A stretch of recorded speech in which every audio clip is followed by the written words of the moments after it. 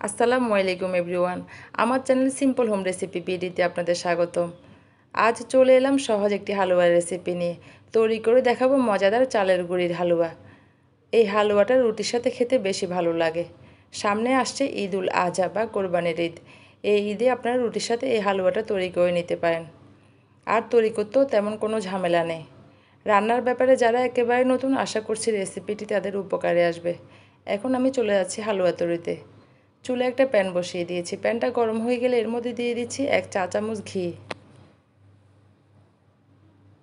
ঘিটা গরম হয়ে গেলে এর মধ্যে দিয়ে দিচ্ছি 3 টেবিল চামচ আতপ চালের গুঁড়ি।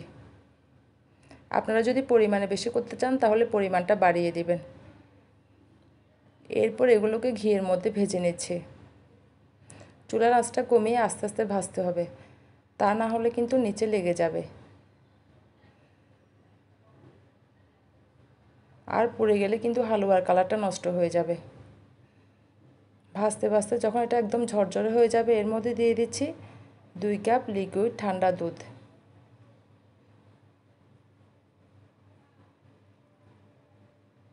দুধটা কিন্তু ঠান্ডা ব্যবহার করতে হবে, তা না হলে কিন্তু দলা বেঁধে যাবে।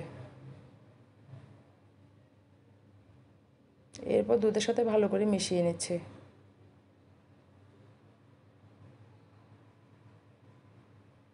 দিয়ে দিচ্ছি 1/3 কাপ চিনি।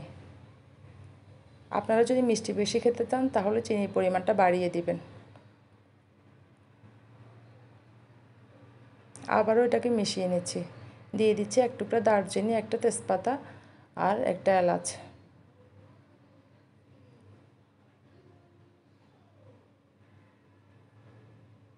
দিয়ে দিচ্ছি 3 টেবিল চামচ কোরানো নারিকেল।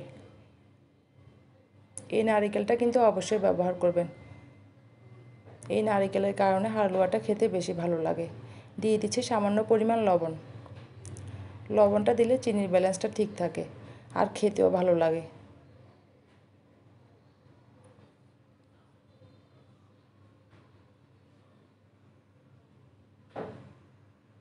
এরপর এটাকে নেড়ে নেড়ে ঘন করে নিচ্ছি। অনবরত কিন্তু নাড়তে হবে, তা না হলে কিন্তু নিচে লেগে যাবে।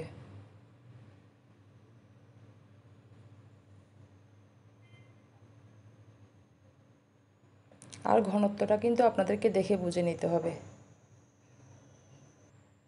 যখন একটু ঘন হয়ে যাবে এটাকে আমি চুলা থেকে নামিয়ে নিচ্ছি, কারণ এটা ঠান্ডা হওয়ার পর আরও ঘন হয়ে যাবে।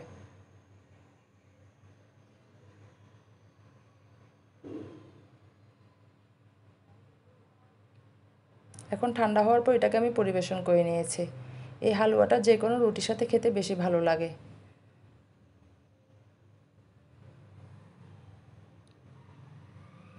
ঈদে আপনারা অবশ্যই এটা ট্রাই করবেন। আজকে আমি এটাকে চালের রুটির সাথে পরিবেশন করেছি। চালের রুটির রেসিপিটাও কিন্তু আমার চ্যানেলে আছে, আপনারা চাইলে দেখে নিতে পারেন। তো হয়ে গেল আমার চালের গুঁড়ির হালুয়া। যদি রেসিপিটি ভালো লেগে থাকে তাহলে একটা লাইক দিবেন, শেয়ার করবেন ফ্রেন্ডস অ্যান্ড ফ্যামিলির সাথে, আর আমার চ্যানেলটি সাবস্ক্রাইব করে আমার পাশে থাকবেন। আবারও চলে আসবো সহজ কোনো রেসিপি নিয়ে।